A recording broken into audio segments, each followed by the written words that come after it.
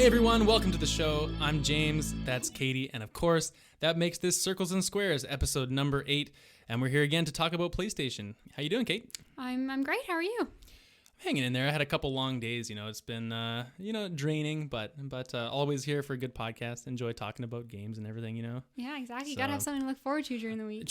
I was, like I said, long week, and I'm just like, you know what, I'm going to do this podcast, I'm going to go right home, get into bed, and I don't know if I'm going to wake up tomorrow at this point. Well, that wasn't a death joke. Okay. That wasn't a death joke. Someone's been playing a lot of Last of Us and feeling a little violent. That's actually true, but yeah. Don't worry. No. I'll just sleep in a little bit. That's all. We're all good. So as always, we're going to start the show off, talk about the games we've been playing. Then we're going to have a break, talk about a bit of news going on. And then finally, we thought, we do a little segment on some game mechanics that we aren't really fans of, and how certain games have improved upon these, and some examples of what the do's and do nots are of these ideas we've had. So we'll get to that later on, but let's start off with the games we've been playing.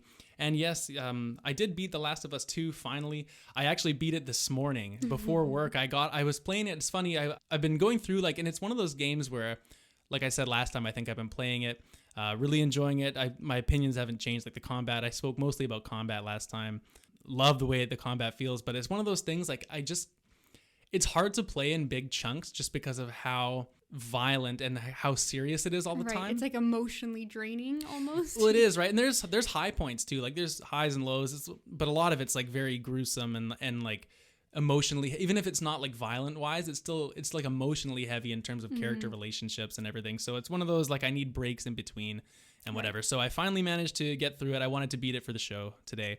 And I did. So, like I said, combat's still great. This game, it's so much more than just the mechanics, though, And it's and like I said, hard to talk about without spoilers. I'm not going to have any spoilers here. I'd love to do spoilers in the future, but it's like a movie, It's like you're watching these movies in between the cutscenes, and just the interpersonal relationships are masterfully done in this game. The way that every character there's no one inconsequential. And there's the cast is a lot more expanded than in the first Last of Us, which, they had a lot of characters in that game too, but it was mostly just centered around Joel and Ellie. They ran into some people here and there, but this game, they definitely have a more expanded, main cast, and you get to know these people and their motivations, and what you get to learn over the story is, most games they'll have, this is the evil person, and these people are bad, and we're going to stop them, and look, we did it, we saved everything, and it's all good. But in this game, it's a lot more morally gray. And even when you're playing, you're like, man, is Ellie right in doing this? And the game doesn't give you a lot of wiggle room in terms of your own agency. You kind of do what they intend for you. So it's not so much some games are very much power fantasy, and they don't really want you to think any more than go kill a bunch of things in destruction and this is fun and entertaining. Yeah. Whereas this kind of game is more you really need to seriously consider what you as the player is doing as well. It's that kind of concept? You do, but like I said, you don't have any choice. If the when they're creating the game, it's Ellie's gonna murder this person. You don't get to choose how she does it. You don't get to choose if she does it. She's gonna do it. She's gonna do it the way that it's intended in the game, and you're gonna be there watching it happen, and maybe you'll have a few button presses during a cutscene or something. But you're very much along for the ride here, right? Because it's not your story; it's Ellie's story you're experiencing along with her. I really appreciate that, because as much as I like kind of having my own adventure and making my own outcomes for games like Mass Effect or pretty much, you can, a lot of games these days have those kind of elements, and the Telltale games, I'm a huge fan of those and everything. But at the end of the day, it's really cool to just be told a story, and it's the same as watching a really gripping movie. You just need to know what happens to these people, and the only difference here is you're actually controlling it along the way, which is even I like it better. Obviously, this is a game podcast. This is what we do, right? Yes. But one thing I didn't really touch on last time, and I think maybe it's because I hadn't experienced as much of the game, is just how the environments are crafted. I think is masterful in this game, and it's so easy to write off a lot of zombie genre stuff as it's just dark and gritty, and this game is, but it's also got some really beautiful moments, and in terms of the nature around it, and even some of the dark stuff is still really beautiful to look at.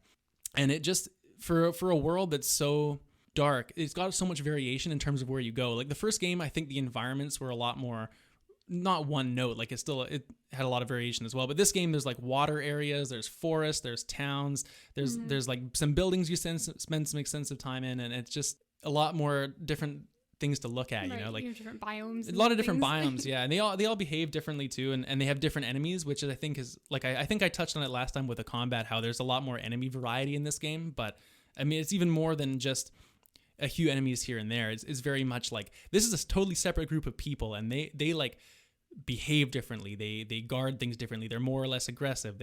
They communicate differently. And some of it's really unsettling the way that they communicate. Like it's I can't really say too much more without the spoilers, but for anyone that's played the game, they'll know exactly what I'm talking about this one specific group.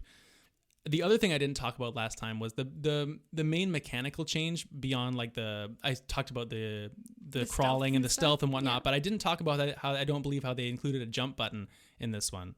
And she's a rope swing too. She's got the rope swing. Yeah, it's not used a whole lot, but I mean the way they do it is it feels with the rope it's very organic. Like in a lot of games it'll be like, well, this is the grapple point because it's like this bright yellow indicator, and like, you clearly have to do this. Yeah, here. And walk up to it and press X, and like there you go. Like the Last of Us 2, I don't think it's not like you can use the rope and grapple anywhere. Like you don't actually get a rope. Like it just kind of in certain areas you'll come across these things. Right. But it's not like Naughty Dog is so masterful in like their environment creation, and everything just looks so natural and like and you have to actually and cinematic. Yeah, right. And when you're in the environment, you're like, okay, well, I need to use this rope to like climb wherever I'm doing. You have to look around. You actually have to think like, if you were in that building, like what would you attach that rope to, or like where would you grapple it over top of? Because it's not like you have this one shining beacon indicator to identify that to you. And there's no Spider-Man like through the city. What is his web attached exactly to? Yeah, exactly. But they have a lot of examples of that too. Like in the first game, what some of the things you do, like you unlock these safes and you have to find the safe combinations, and they have like a lot of supplies or like maybe a weapon or something good in there.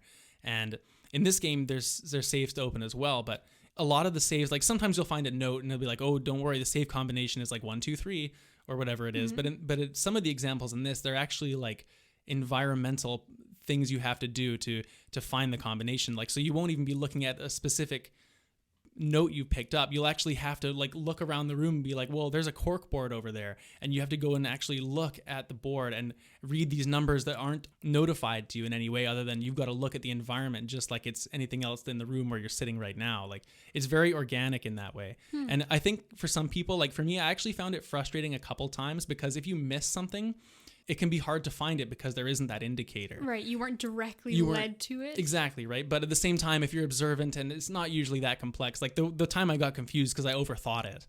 And I was just thinking like, oh, it couldn't be that simple, right? And then eventually I took a break, came back, and like, oh, of course, it's like right beside there, but you just miss these things. But I think those things are pretty neat. I did, like I said, the story, I'm not going to spoil anything. I think the story is like the strongest part of this game, and it ties together so well with the first game, right? Which I think stands alone on its own like very well. If they never made a sequel to The Last of Us, I think it ended in a good spot. There was some ambiguity, and it was a good ending. But the way that they've built on what they did in the first game, I think is only even strengthened what happened within the first game, and it's given a lot of answers to some of those cliffhangers and whatnot. I like the outcomes and everything. Like they made some choices which I'm sure like not everyone would agree with. They've made some choices I think that people would maybe change if they had their own autonomy, but because the story is what you're being told, it is what it is. And even the characters that are the ones that are the dislikable characters, they're dislikable because they're so well written, and you just hate them because they're like one of those characters you're not supposed to like them, Right, like you could almost like picture them as someone in real life might come across, and like as a real villain instead of something like cartoony and over the top. Yeah, it's very grounded. Like there's nothing unrealistic in this game. Like I mean, it's a fantasy obviously setting, but like within this world, this is how you would believe people would act this way. And it's very well presented, like all the interactions. It's great. And my only complaint with the whole game is that there's a little bit of pacing, in my opinion, about if you divide the game into 3 quarters, the third quarter I would say maybe is a little bit slow and draggy with certain things. What's that? In 3 quarters? 4 quarters. Oh, God. It's okay. Jeez. You've had a long week, but we'll get ahead of this before someone else does. Say that 3 quarters right. is... 4 quarters. If the game was in 4 quarters, the third of this is confusing now. Yeah, no, we've ruined this completely. Towards the end of the game, not the end, but like just the little section before, Right, I found that it went on a bit too long. Yes. Just for my taste, and there was one little circumstance where I felt like maybe it was the only thing in the game where I'm like, would this really have been what this character would have done? Like, I don't know if I bought it, but I mean, that's maybe just I'm looking at it. Or I'd like to go back and I want to replay this game again, just because it's, when you watch a good TV show or a movie and you pick, like, it's a movie you've seen 5 or 6 times, but you still notice something in the background that you didn't see before. Like, this is very much that I think could happen here too. And I'm excited to go back. I'm going to take, a bit of time off, get away from the game. I'd like to go back and do the platinum and, go through. You can't do it on the first playthrough because of you got to upgrade all your weapons and stuff. You don't get enough resources on the first one. Okay. So you got to replay it anyway. But I think that going through and really, now that I know the outcomes, looking for like the antecedents to things that characters do and realizing that would be a cool experience in the same way. And that's awesome. And that's such a testament to how well written and well like crafted the story is. If you're actively interested to go back and like revisit it, like there's such a large part of me that wants you to just give me the absolute like spoiler filled tell me everything I want to be absorbed in this story, because I think I would still enjoy it going forward and like looking out for those things and like how does that end up happening. But like don't do it, because I think I do want to experience it like you need properly to for sure. And one of the things that's interesting is I know before we were talking about on the show, I think one of our earlier episodes about the spoilers that had come out for the game and now that I've beaten it, I've went back and listened to a lot of spoiler content from other shows and just people's opinions on that. And the overwhelming opinion is like the spoilers didn't actually really ruin the game for me, because some of the things in the spoilers you wouldn't expect to happen, like how they happen, or there's so much storytelling that's not just the cutscenes. It's also in the interpersonal conversations as you're walking through the environment, or little things like that would really add so much context. And I think that people who got mad about the spoilers they obviously wouldn't have had that context by not playing the game, and so they wouldn't really understand what was going on in the cutscenes to the same extent. It's almost more kind of misleading than actually like outright spoiling things. And I just think that it's an experience that you gotta play it and get your hands on it and just live in that world for a little bit, get yourself in there. I'm so excited to play it. Every time you talk to me about it, and it's the problem I have and why my game list is so long is I talk to people, I read something about a game, and I get so incredibly like excited and passionate to play it. But then like 2 days later, I have that with a different game, and it's like, which one do I play now? And like that never ends. Yeah, it's so true. I just have one other point I wanted to bring up about the game, and then I'm done. Oh, please. So I know I spoke about the combat a lot last time, but one thing I really wanted to point out, and I've learned more as I played the game, is like the AI is just so intelligent in this game, and the way they behave. Like, a lot of open world games, you get to this part, like I think a good example would be like Spider-Man from a couple years ago, and you'd get to the part and it'd be like one of the bases, you'd have to go clear a bunch of henchmen out of this place. And when you get there, you can kind of sit there for a minute and you're like, okay, this guy walks up these stairs, looks around, comes back down, and that's kind of his pattern. That's what he does.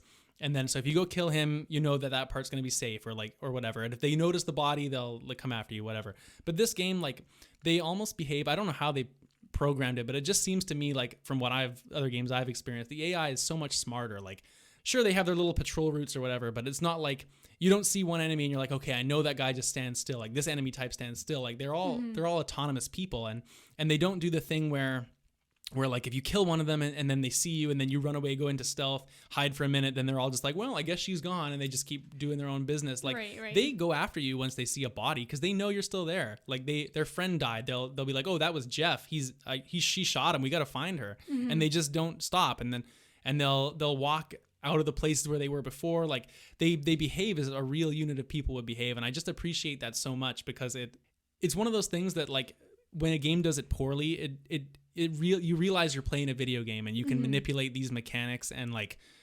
make it easier for yourself in that way. But in this game, it's very much like, okay, I know if I kill this guy's going to see the body, and then I'm going to have, like, the heat's going to be on. I'm going to have to figure this out, right? And it's a really cool experience. I hope games going forward have more of this type of thing, and it's unmatched as far as I'm concerned in that way.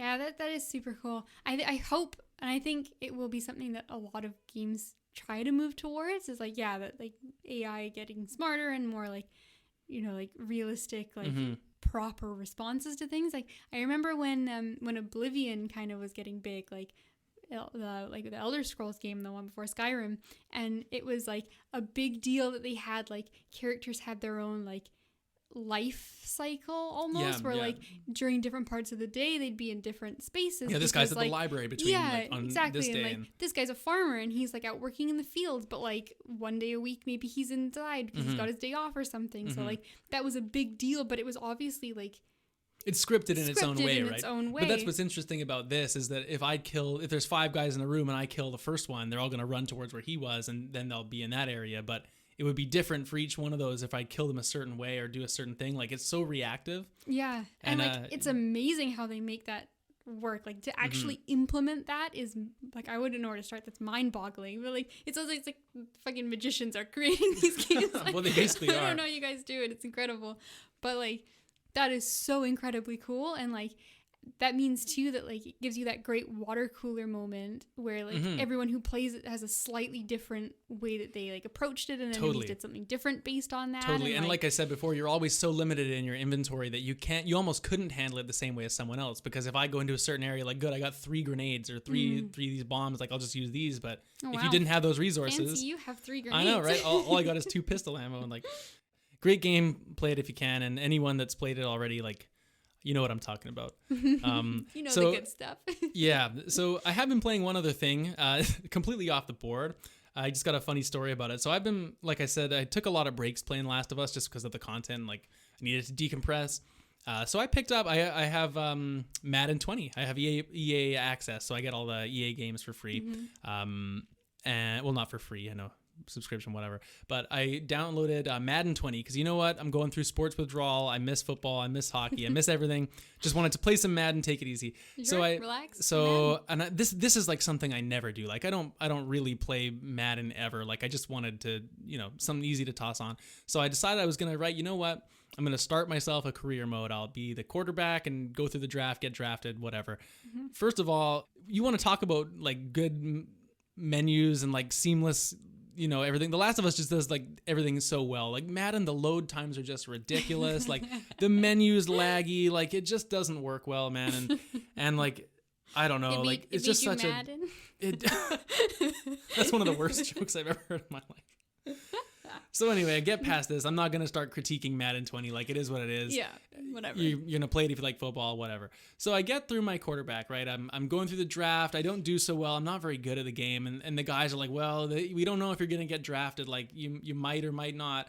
Turns out I get drafted by the skin of my teeth to the Cincinnati Bengals, right? Okay. For anyone that watches football. It's actually not a bad place to land for your quarterback because they got some good receivers and whatever. So I'm playing through my rookie season, and they give you little goals to go through. It's not just about winning the game. It's like, oh, one of your receivers will text you before the game in the menu, and he'll be like, hey, it'd be nice if you could hook me up with 3 passes this game at least, or whatever, just to give you little goals. And it'll be like, is he like blackmailing you to do basically, yeah. Oh my God. Should report him to your coach. Yeah, right. I should, but So if you complete the goal, you get like an experience bonus or something. Right, yeah. And so because I'm the quarterback, I like to I throw the ball. That's what I do. I don't like to give it to the running back because it means I get to do nothing that play. But my running back before this one game, he was like, listen, man, you hardly been giving me the ball. Like, let me have like 15 carries this game. And I was like, whatever, fine, I'll just do it. So first play of the game, for those that don't know, the running back, obviously the quarterback hands the ball to him and he does his thing instead of throwing a pass. So throwing a pass obviously is way more fun. But in this game, I was like, okay, I'll give this guy the football, whatever. First play of the game, I give it to him. He gets injured on the first play of the game. And I'm like, you know what? This is great. I don't have to give him the ball anymore. I can just throw my passes because he's hurt. It looks like he wanted to get 15 carries. He's not going to get them. He got injured. After the game, I go onto the locker room. I'm upgrading my character, whatever. And then you check your text. You see which goals you completed, whatever. This guy is bitching me out over text messages that I didn't give him 15 carries. And I was like, dude, this is a huge problem with this game because he was hurt. Like I couldn't. Was he like medically carried off the field? Yeah, he wasn't in the game. He played one play. Like, and I was just thinking to myself, like, man, comparing this to like going back to The Last of Us, is like such a polished experience. There's like almost no glitches or weird things going on. And then I'm playing Madden, and my guy's getting mad at me for a game he didn't even play in. And I'm just like, did this scenario not come up over your QA testing? Yes. You know, like did no one have this happen to them? And it just, I mean, it's inconsequential, whatever. I've hardly played it really since that, but like, it's just such a funny story to me that this happened to me. That's so funny. What a jerk. You should have the option to at least text him back and be like, well, I was going to "Screw text off, him man." back, be like, I don't want to play with you anymore, you know, like get off Yeah. my team.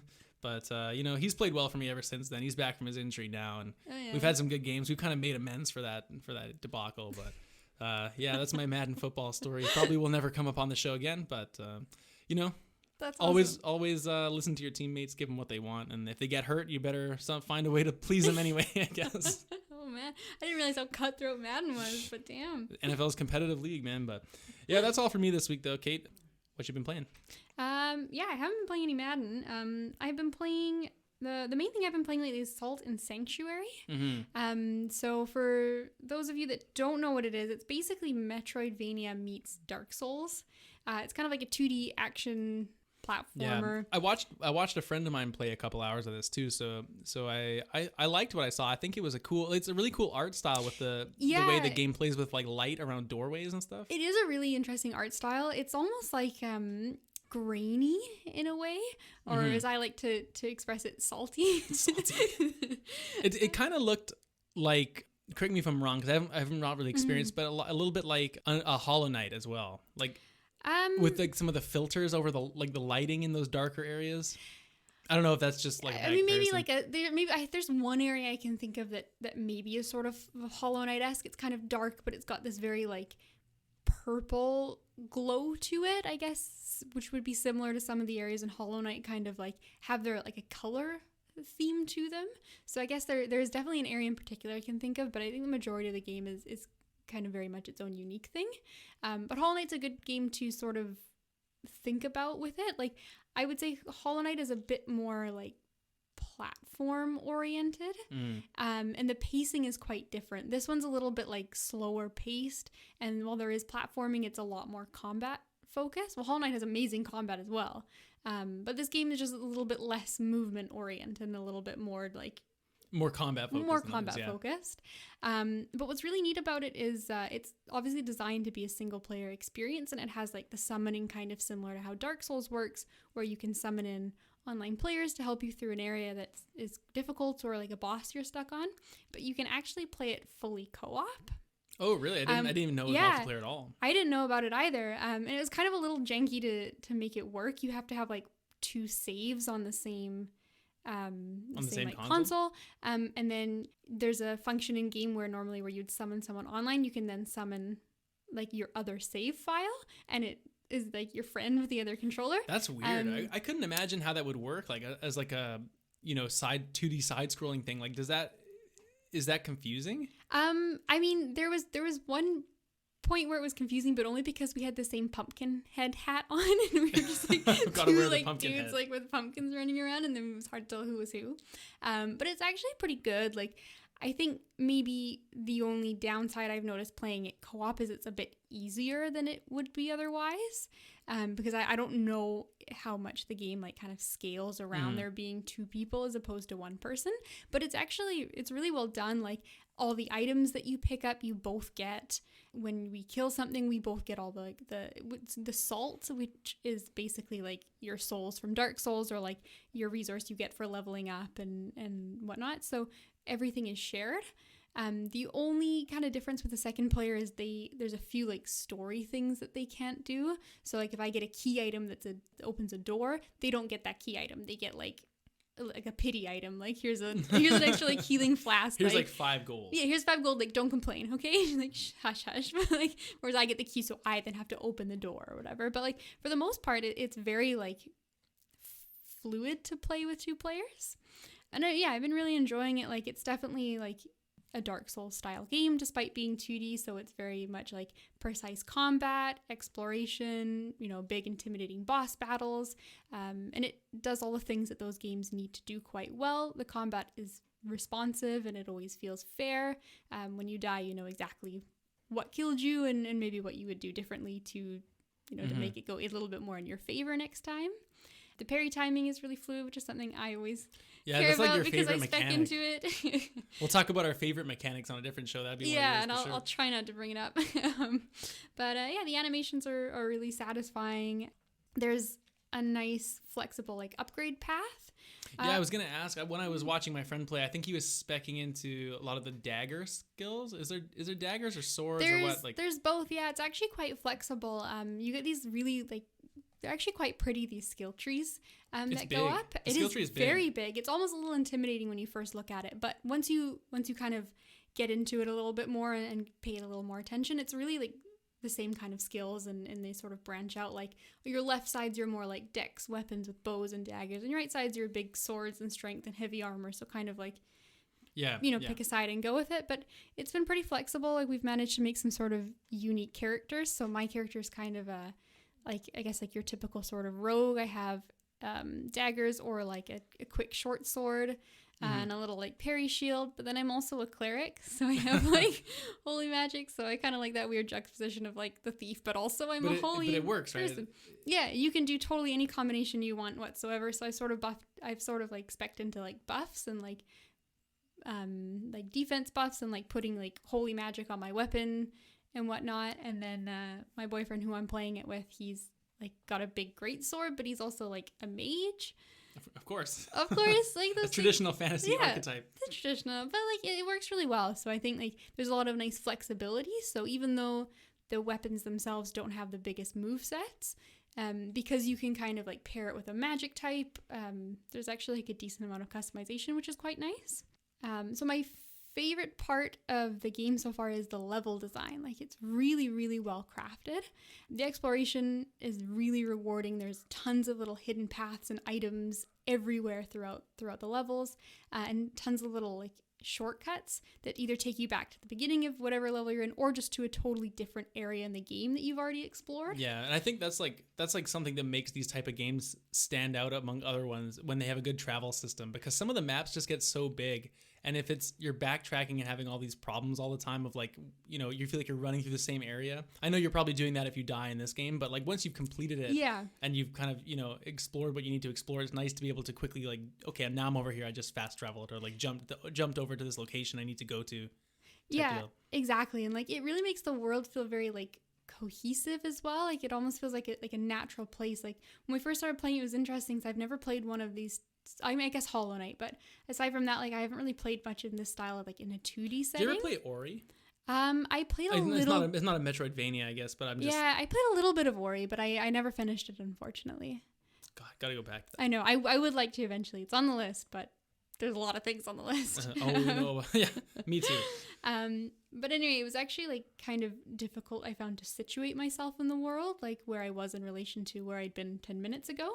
But after playing it for a little bit, I think like the map is actually very well designed, and we started to be kind of familiar. Like I think if I just go left a little bit, like we might end up in like the secondary, and then all of a sudden you would be. And like one of the things that people always praise the first Dark Souls for is that it just has this massive cohesive world, and you sort of and it's interconnected and loops back on itself. Exactly, you're always looping back on yourself, and like you'd be like 30 minutes away, and then all of a sudden you're back in Firelink Shrine again. It's like, oh my god, how did I get here? This is incredible.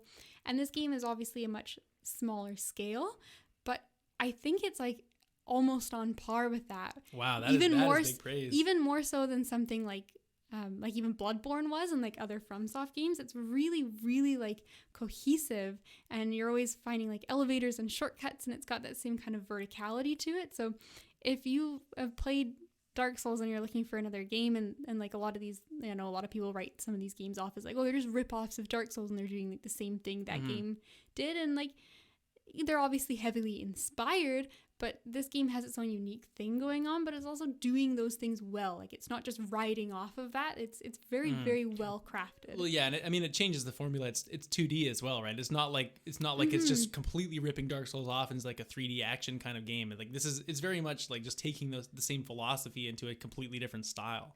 Yeah, exactly. And it's got a few like unique things to it. It's got a shrine system, which is kind of interesting. So it's basically like you join a covenant in the game, and each one gives you like slightly different things. But it's kind of like stat boosts or. So how it works is like when you rest at it, kind of like how Dark Souls works, like you get your Estus flasks back, like your healing resource. But this one, the healing resource is slightly different depending on which covenant you're into. So one of them will give you like, it heals a little bit more, but over like a longer duration. So it's good if you're in combat because like if you take a hit, then you'll kind of like heal through it. Whereas like another covenant might give you something that like it is a less heal, but it's very quick. And another one will give you like, you can upgrade it for like more mana based things. And then also depending on what covenant you're in, different shopkeepers will sell you slightly different things. And you level that up as you go. So I kind of like that because it's really interesting to like discover those covenants as you go and kind of like you level yours up. So you sort of like progress a little bit more into it. But it does play into my one kind of complaint with the game is that it doesn't do a good job of explaining these things to you. And switching covenants is actually like quite detrimental because it takes away your progress. Right. In whichever you don't one. get the skill point. Like if you're putting skill points into this, do you like not get them you back, kind of use resources to like expand your covenant. And you also like when you come across a new like safe place, you claim it in your covenant. So if you switch, then all of a sudden you have all these old ones for the old one you're not really a part of, and like you can't really utilize those to the same extent. You feel like you're like wasting out on what you could have just put more time into one covenant and been a stronger character as a result, right? Yeah, exactly. But then like you find these new ones and it's tempting, like you want to explore like what does this one give me, right? But like it would be you're wasting resources to do it. So, and it doesn't always tell you like what exactly is going to be different about them. So you want to. It's like you need to commit to something before actually being sure of what it is. Yeah, exactly. And I think like it's a problem just with the genre in general. It doesn't always tell you how all the mechanics work. So you ended up looking up a lot of things, which never feels good because it draws you out of the experience. And then, we're doing things sort of not organically because we're like, oh, we have to go here to get this covenant and then we can get this item. Of what and you're trying to do. So that kind of takes you out of it a little bit. So I think it has some good ideas, but like would really benefit from being a little bit more like upfront with the players. Yeah. But anyway, I think the game's fantastic. I highly recommend it. Maybe look up a few things before you go into it. But overall, it's fun gameplay. It scratches that itch for like a intense game. Yeah, that's cool. The only thing I want to say about it, just because it made me laugh, was I went on to I was on their Steam page this morning, and all the reviews are incredibly like positive and fantastic. But there's this one review. We love bad reviews. I do, and it's from someone who like obviously just didn't know what they were getting into, and like whatever. Like I understand like if you're not super familiar with like how certain things work in games, like you don't always expect certain mechanics to be a certain way. But this person reviewed for 0.2 hours in the game, and he says, "There's no pause. I paused to switch controllers and got killed by a monster since it doesn't actually pause the game." And I just pictured this guy has 0.2 hours in it. Like, he obviously really early on paused, like got killed, and he's like, fuck this game. Fuck this, I want a refund. Like, what is this bullshit game? Wow, that's not even the game's fault, man. That's the fact you didn't plug the right controller in to start. Yeah. So I just thought that was funny because like if you don't really like, I mean, that's a common thing I expect in some action games that pause doesn't stop everything. I think that there's a lot of examples of games where pause doesn't do anything. But like I can understand like a lot of games that, I mean, the majority of games probably like pause it, but this guy did not know that was the thing, and he was like, game over. Maybe that was my running back. He wasn't having any of that. Like, who knows? That's right. So yeah, the other game I've been playing is a lot more lighthearted of a game. We picked up this game and I think it was like $1 on Steam sale right now. It's 90% off, so pretty damn good sale. Go pick it up. It's pretty damn worth it. But it's called Death Squared. It's like I've heard of this. I've never seen like what it is, but I've heard the name. Yeah, it's a sweet little puzzle game. There is a main story mode that's 2 players that I haven't experienced yet. But what we played was the 4-player like mission mode, I guess. So after we played D&D the other day, we kind of wanted like like something relaxing to do for the last like hour or so before we all called it a night. So we decided we'll pick this game up. We had no expectations going into it whatsoever, and it ended up being a ton of fun. So you're all different colored cubes, and you basically get these like small puzzle levels where you have to navigate the level and get to your color cube. But there's all sorts of like ridiculous like traps in the way, or like you guys have to manage to like move around each other, like not accidentally push each other off the level, or like there's lasers that like only you are safe to go through your own, so you have to block for the other person. So it's basically just like your only mechanic, the only thing you can do is physically move yourself. There's no like interact buttons, there's no items, there's no nothing. It's just move your block, get to your color. Don't accidentally push your friend off the ledge because you've just done that 3 times they're starting to get mad at you. It sounds just simple enough to work. Yeah. But like in a way that's more complex than you would think before you play something like that. Yeah, right? exactly. And like it's short and sweet. I think we probably played for maybe an hour and a half and got through 30 levels. And I think there's like another 10 or 15 more for us to go. But it's really good. The difficulty level is great. I mean, I don't think our team is particularly dumb. We're all like relatively competent at games and whatnot, but there were a few levels where we did get stuck for maybe a couple minutes, and then it felt really rewarding when we figured it out. And there were some other levels that were maybe a little bit more straightforward, but each one felt good. It never felt like this is 100% clearly the obvious way to go, like this is baby's first puzzle game, but it also wasn't like we're frustrated we're going to look something up. Right? So yeah, it was good. The puzzles ended up being quite unique, like going through 30 levels. There was, keep coming up with fresh new ideas for us. So with having very low expectations and having spent $1. Yeah, spent $1. Like I think it's great. Like great game to sit down with your friends and just to have a laugh and play some puzzles. Cool. Sounds a good time. Yeah, well, that's going to do us for the games we've been playing for the week. So we'll be right back after we catch our breath and grab some more water, and we'll be here to record and talk about the news.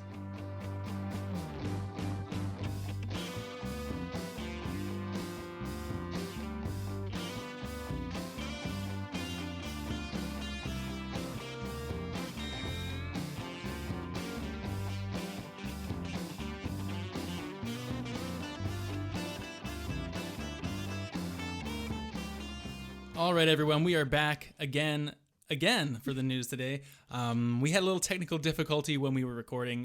We had a little bit of an error with the news section, so we're redoing this the day after, and so we'll, do our best to recreate the environment, talk about these things, but this is our second time. Hopefully there's no confusion. If we reference something in the next segment, which is like a reference to this part of the show and it doesn't make sense, just, that's what the recording we lost. Yeah, so. I think we had some wonky math in the first section of our recording yesterday, but I promise, like, no brain aneurysms. We're doing okay, but we're all good. Stuff happens. So anyway, let's get started here. We have the July PS Plus games have been announced for the month. So in tradition, second week of the tradition, we're doing. We're both going to pick one of the games to play. Of course, this is the 10th anniversary of PS Plus actually. So they've offered a free third bonus game. So this month we have NBA 2K20.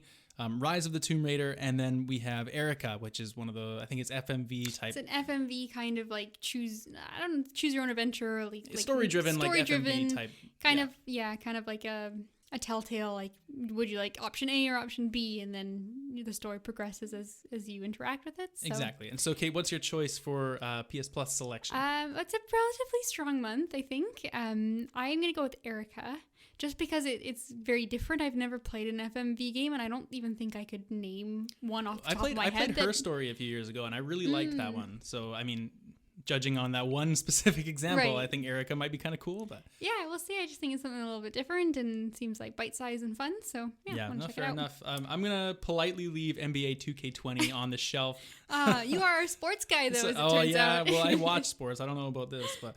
I'm going to go Rise of the Tomb Raider. It's been Tomb Raider, like I was saying to you before, is like it's always been like on my list of things to check out, especially with all the comparisons it draws with Uncharted. And, it's just never really been like at the top of the list. But now that I have this great reason to go back and try it out. Yeah, I agree. That's been my thing too. Like it looks like just an objectively good game, but it doesn't stand out in the way that some other games do for me. So it's always kind of in that like, middle tier Exactly, priority, yeah. and it never surfaces enough for me to actually pick it up. But Same. But now that I got this great reason to do so, I'll check it out. Maybe you'll feel dumb for never having played it. I feel like I probably will. It's got good reviews, but yeah, we'll report back on those next episode. And for now, let's move along to our second news story of the day, which is that PlayStation has started an Indies initiative. This is I think about a week ago, Shuhei Yoshida, of course, he's made a post. There's 9 indies. I guess it's more or less an initiative. They're going to be spotlighting more indies coming to the platform moving forward. With the transition from PS4 to PS5, I think like we spoke about before, is like it's important to have as many games available at the start of a console generation, so people want to buy the hardware. And so obviously indies is a big part of that now, and this is just I guess a program to highlight indies that are going to be coming to PlayStation. Yeah, absolutely. And like you said, not even just the quantity of games, but also a variety of games, which indies are phenomenal for. Well, there's so much creativity in the indie space, right? So it's neat to see like these smaller, more unique games get that spotlight in the bigger events. Exactly. And that's the main thing, right? Like it's great to celebrate these smaller creators that otherwise maybe wouldn't have had their 10 seconds in the spotlight, and people might not have just known that these games existed. So that, I think it's a fantastic initiative, and it's only going to be a good thing for the community going forward, and it might jumpstart some people's careers of talented people that might not otherwise have a chance. Yeah, well, I mean, that's the thing too, like discoverability for a lot of these smaller games is just so important, because you look at like Steam, for example, even the PlayStation Store, like when you're going through there, you click on the sales section, you click on like what's new in the featured games, but unless it's really on one of those front pages, it's so hard to find a lot of, especially smaller like indie games, unless you know exactly what you're looking for. Yeah, exactly. Or like it just someone else happened to discover it, right? Like a lot of the best indie titles I've played, I found because it's like on a trending list somehow, right? But yeah, or like it makes it to YouTube, or some personality in YouTube or a podcast like us or something talks about one of these games, and that's pretty much the way you find out about like a lot of these things. Yeah, exactly. But I'm sure there's a lot of creative developers out there, and I can't wait to see who comes in as the next Toby Fox. And right. Yeah, I think absolutely. It's inherently just a great thing. So I hope that they not just start it with the launch of PS5, but continue that to keep that strong throughout the console's whole lifespan, and then even just progressing into the future as well. Yeah, and it's listed on the post as well that a new indie title is going to join PlayStation Now every month as well, and so that's going to be Hello Neighbor for July. So it's a nice little, I guess, it's not free. People pay for PS Now, but it's nice to toss them in there as well.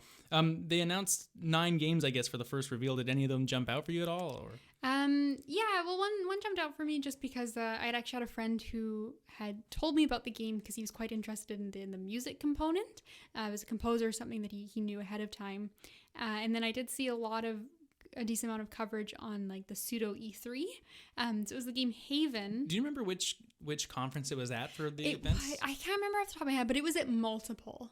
Yeah. Like there was a couple that showed off trailers, one that showed off gameplay. Like it was, I think maybe it was like IGN and Gorilla, or one of those two, probably both.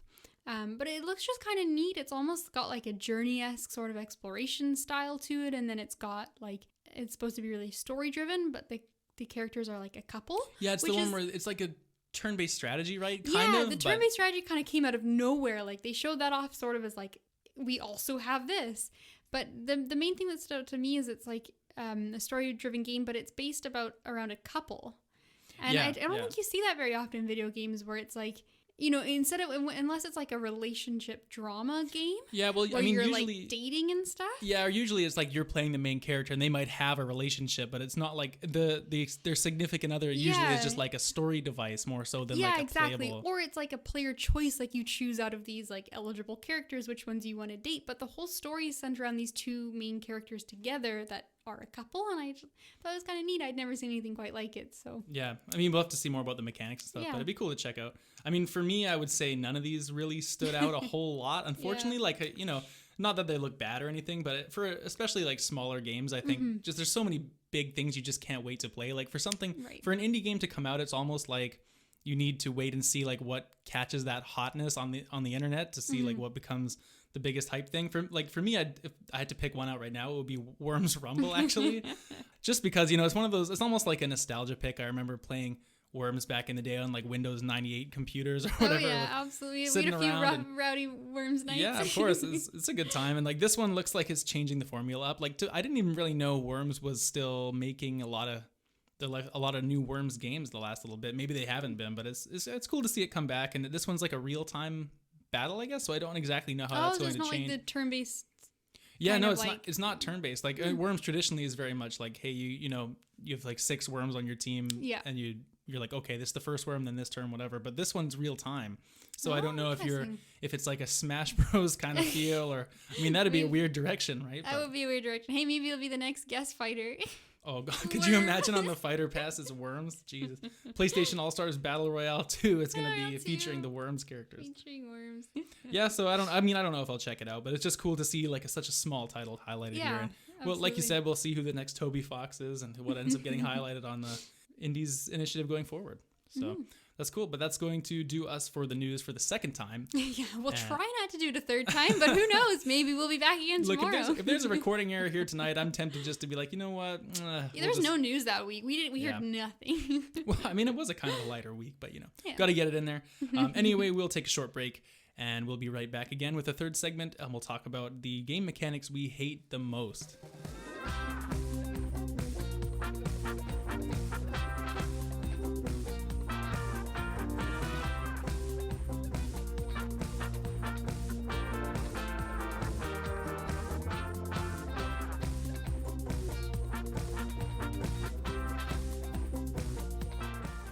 All right, everyone, we're back again. It's time to close out the show with our third segment where we thought it'd be fun to have a little bit of a discussion about our least favorite game mechanics. So I think back when we did that quiz on our first episode, one of the questions was like, hey, what's a mechanic you really don't like in video games or something along those lines? Yeah, I think so. And so we said like, hey, this would be a fun thing to talk about. And here we are. So I'll start us off. I think like what it boils down to is I just really don't like games that waste my time. You know, and that can be a variety of things to different people.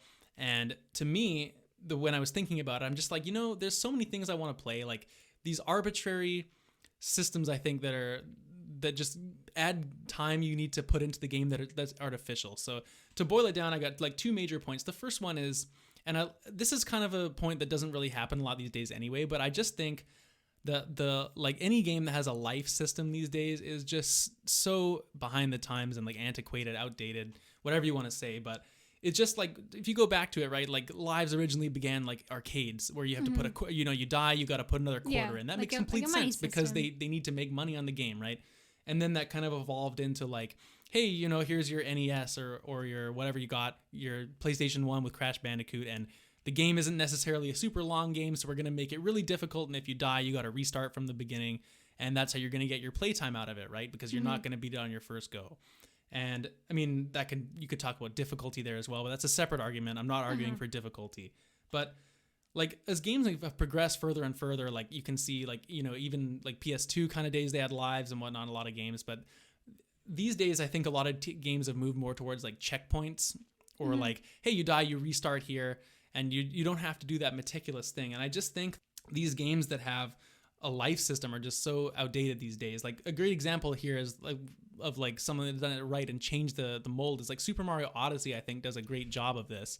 To talk about that, because they got rid of having lives, right? Like if you fall off, you restart from where you're at, and you don't have to ever go back to the start of a level just because you lose your life. And in my opinion, it's like losing your lives in the game. Like let's use you know, the original Mario Brothers game as an example, or like say Crash 1, because we're talking PlayStation, right? Sure. So you're playing Crash 1, you're in the first level, whatever. You get almost near the end, and then you lose your last life. You got to restart from the very beginning. You've already proven that you can beat that challenge. You've already done it.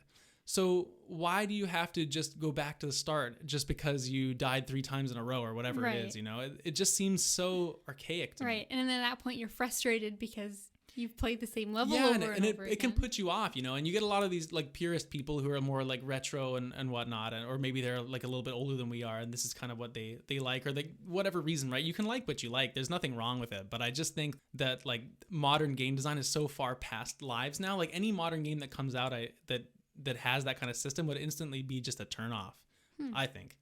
Interesting. So would you then argue, because I know a lot of people are in the camp for like, and there's a big, I mean, I don't want to say the word debate, but there's a lot of conversation going around right now about like adjustable difficulty settings, would you say like a game like Crash you think would be improved if like that was maybe something you could toggle and say like I either want the lives or like no, give me the infinite life mode, and maybe I spawn where I missed that jump because I'm on the goddamn bridge level that is like you gotta jump across the bridge on the turtles and it's impossible. Yeah, well, it's an interesting debate, right? Because I'm not arguing that the game should all be made easier. Like Crash is tough. Like original Crash games, those are hard, right? And yes. And the difficulty comes in like completing the platforming challenges. But I think once you've completed it, like you do get a checkpoint partway through the level. But the problem is that if you make it to that checkpoint, you could die and lose all your lives beyond it. Then you got to restart at the start. Like as long as they kept the checkpoint there, I think you just need to keep that and get rid of the lives. Like you've made it to the checkpoint. Right. You should get infinite tries from beyond that time because you've proven yourself that you made it that far. Right. Yeah, I guess, and that makes sense. And it's sort of like that is organically where you've decided is kind of like the point where now you're at the next part of the level. So then the life system on top of that is like, well, you are there, but also you're not really there. Exactly. And it shouldn't be after like every time you die, you start right where you were. Because sometimes the challenge is like completing these 3 jumps in a row, then killing this enemy. But I think like once you complete that, whatever they deem to be that section of the challenge, you should be done it, and that should just be where you're at. Like, for example, could you imagine playing, like you're playing God of War in the background right now. You didn't talk about it on the show today because you just want to get a bit further or whatever. But could you imagine you're like in a combat sequence there, and then just because you died to this boss, you have to go back like 15 minutes.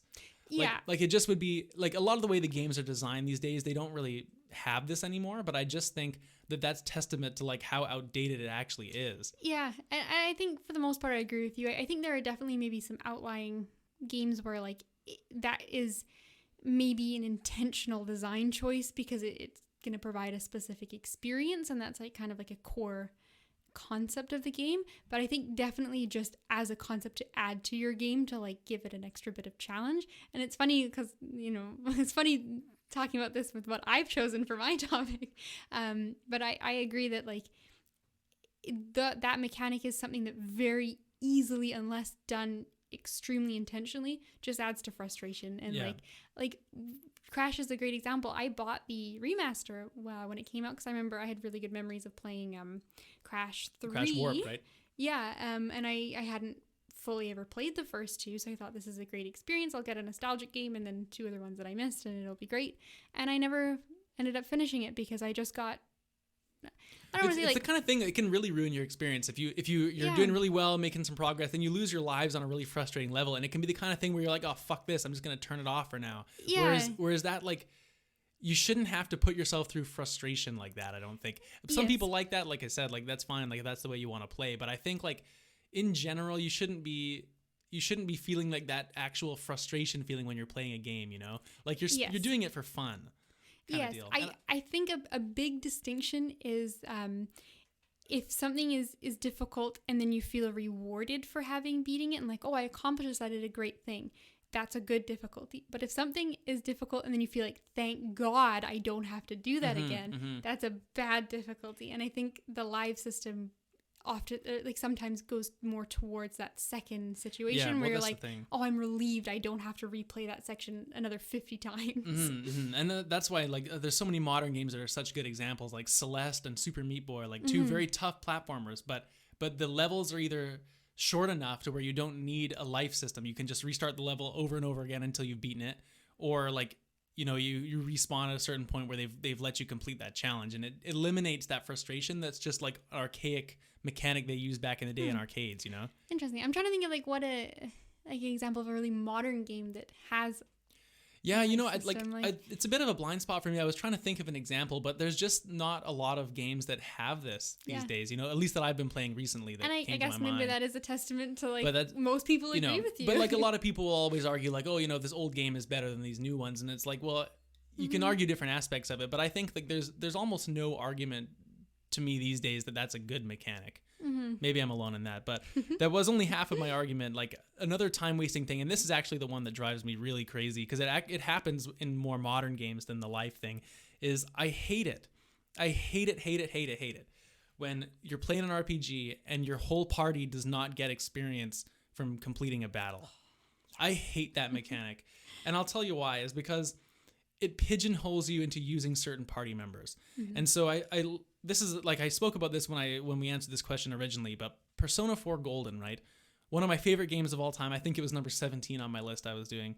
I love that game. It's so great. But the problem with it is that your party members don't all get experience. So you have, I think, 7 guys in your party, maybe it's 8, whatever, but you can only bring 4 with you. So if you go complete a whole dungeon, like the dungeons are long, and the guys in your party right now are going to gain a lot of levels during maybe 5, 6 levels, maybe more than that, depending how long you grind for what you're doing in there. So after that, after you complete the dungeon, you then have the option of, well, I can go to the next dungeon, which is going to be harder than the previous one. And why would I want to use my other party members that did not level up? So you're stuck with this thing of like, well, you can either progress with the same guys, or you can go spend an hour or maybe more just fighting random encounters to catch your other guys up. Right, which is not fun. And it's not fun. And like, to me anyway, some people love grinding in games and whatever, it adds more content and they just like the battle system. But to me, it's like, I just don't have time to do these meaningless random encounters over and over again. Like, that's not what I'm here for. I'm here to progress the story, you know? And Pokemon is like so bad for that too. Yes. Like, you almost need to, like, when I play a Pokemon game now, I almost go through the Pokedex and I'm like, okay, I'm going to catch this guy here, put him in my party. But I almost never switch them out on the fly and like, you know what? I've been using Charizard for a bit. I'm going to put him in the box and grab this other guy. Cause it's like, I can't be bothered to go back and grind. Like, it just feels like a waste. It's a waste of time. And it's different when, like, games that do this so well would be like Digimon Cyber Sleuth. This game is phenomenal. It's one of my favorite games on the PlayStation 4.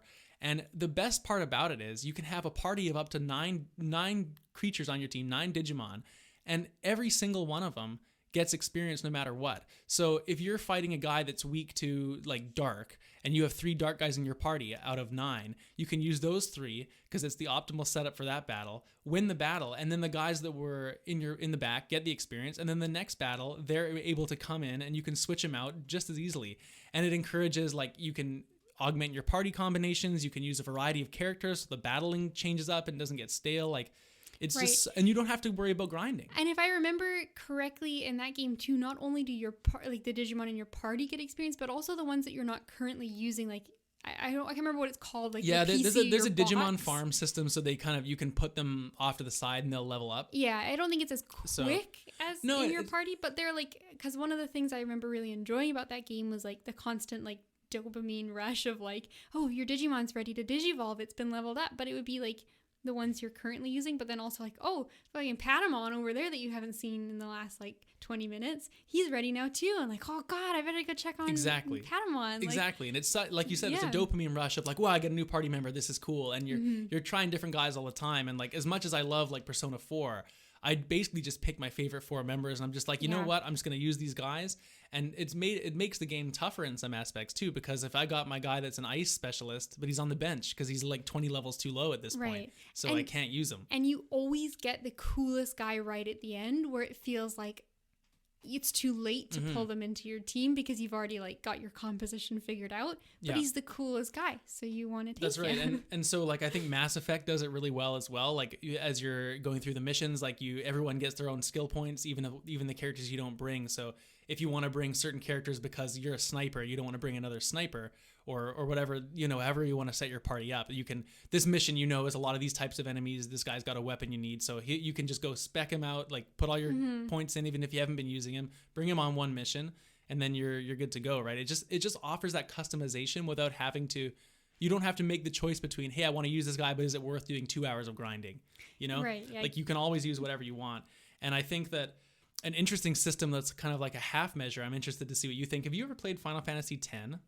I haven't. My Final Fantasy experiences are Final Fantasy Advanced Tactics and Kingdom Hearts. Okay. And like neither of which is like a mainline Final Fantasy game. So in Final Fantasy X, it's got a battle system where it's turn-based just like any other RPG, but what's interesting about it is you can switch out party members on the fly, and then it doesn't take their turns. You can attack the same turn with your party member. Okay. And the way that game works is anyone who's taken an action in battle gets experience. So you can switch a guy in for one turn, make him attack one time, switch him out, he'll get the experience. So it becomes like a game of like you can easily get people experience, but it's a bit of a risk because if you have a character that's weak to whatever enemy you're fighting, you need to pick your spot to get them in for their hits so they get their experience points. Right. It's almost kind of like a turn-based game.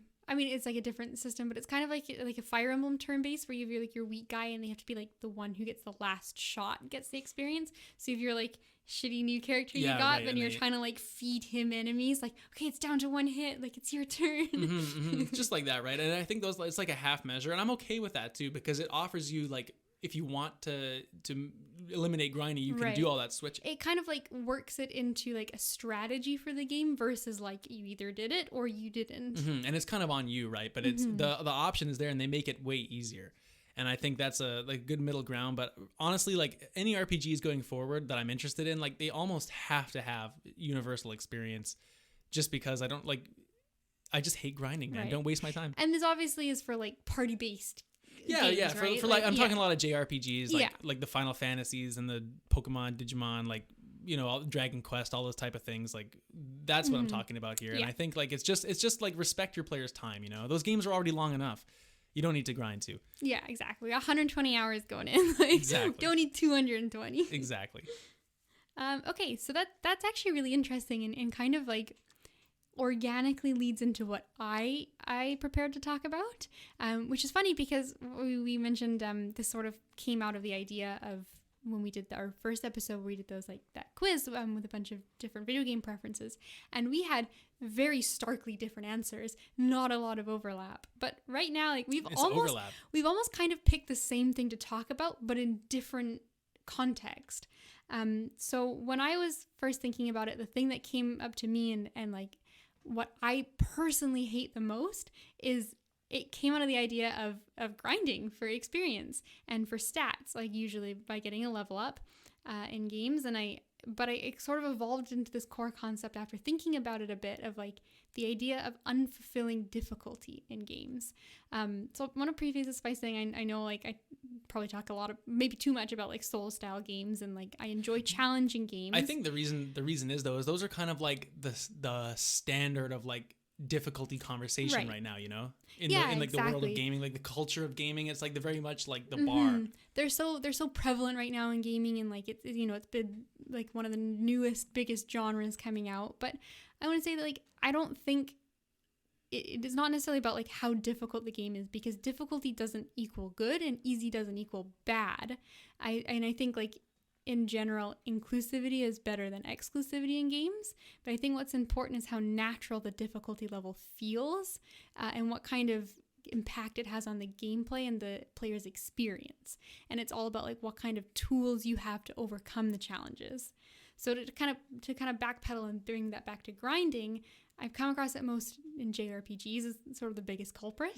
Well, I mean, I don't know what else you really end up grinding in unless it's like grinding out like finding equipment to level up your weapons in like an action game or something. Yeah, and that's different because that's kind of like an optional thing if you really want like a specific weapon or like to optimize your build. You're talking about like difficulty spikes. I'm talking about like difficulty spikes that like you run up against the boss and no matter how many times you run it back, the boss just does too much damage. You can't out heal it. Like your status effects that you've prepared in your party composition don't matter.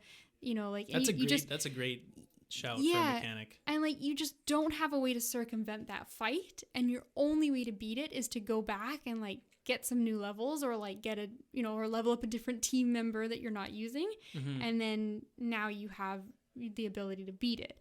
And it feels bad. It's not fun. It's not fulfilling. Like it crashes your game progress to an absolute halt, and it's horrible.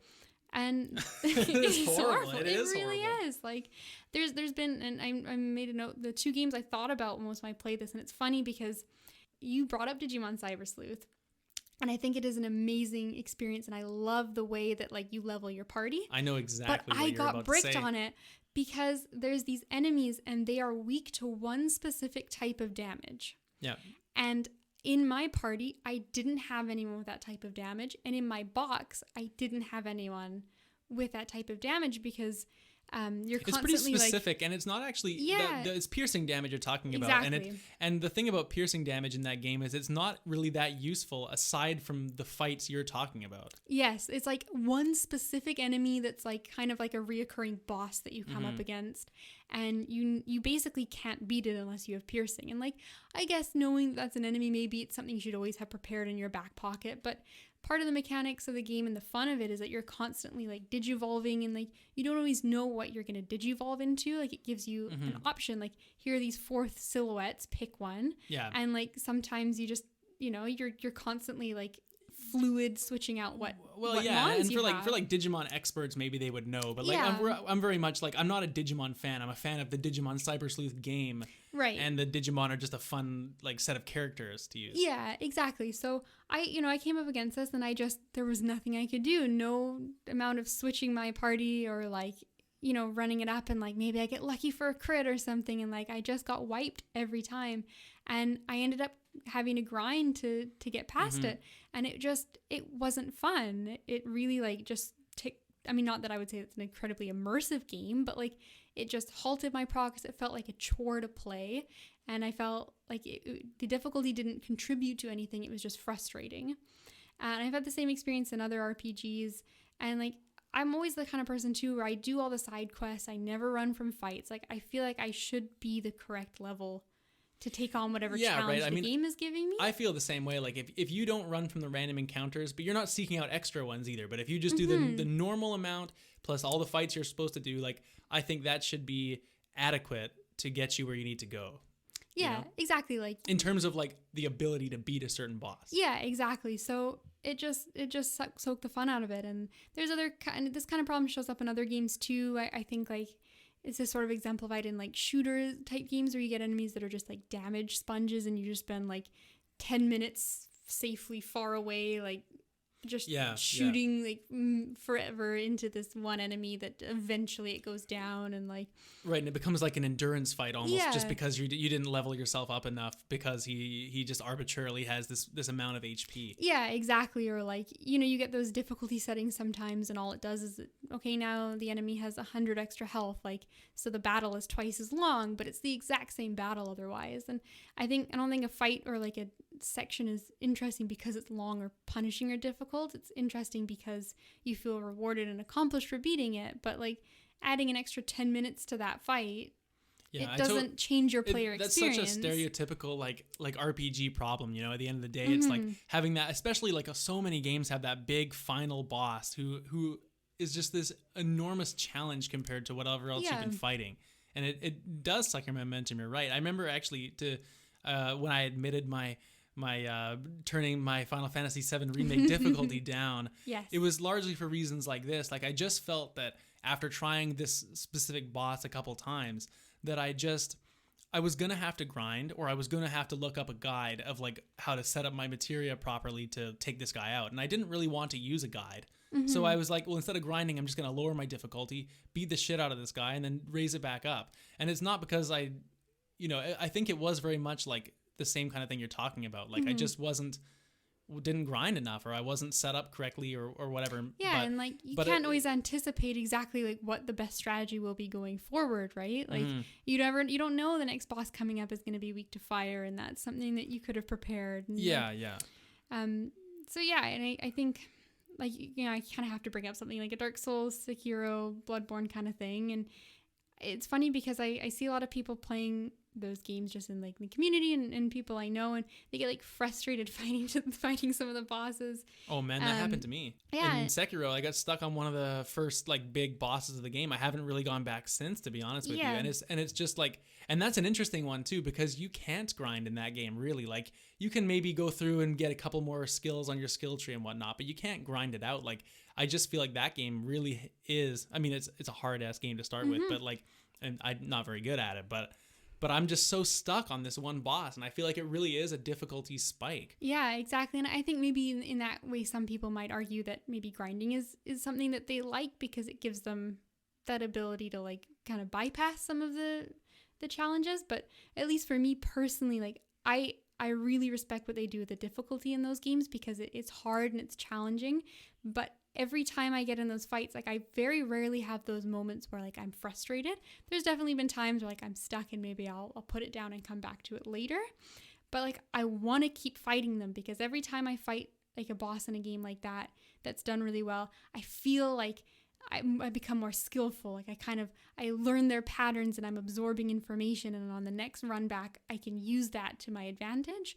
And then you beat them and it's like your own skill because you've progressed. There's nothing like, there's no barrier against you to say like, well, you didn't have the stats. So if you were 3 levels higher, you would have done X amount more damage or like survived this attack. It's like my personal skill is developing as a player. And I think that to me feels a lot more fulfilling of a difficulty because I myself circumvented. I'm not blocked by the game itself. Exactly. Yeah. And I think some other really good examples of that are games. And it's funny, you also brought up Mario Odyssey, but I think that's a perfect example. God, we're really on the same page today. We really are. We're totally in sync. But that game is amazing because like to beat the game, you need a certain amount of moons.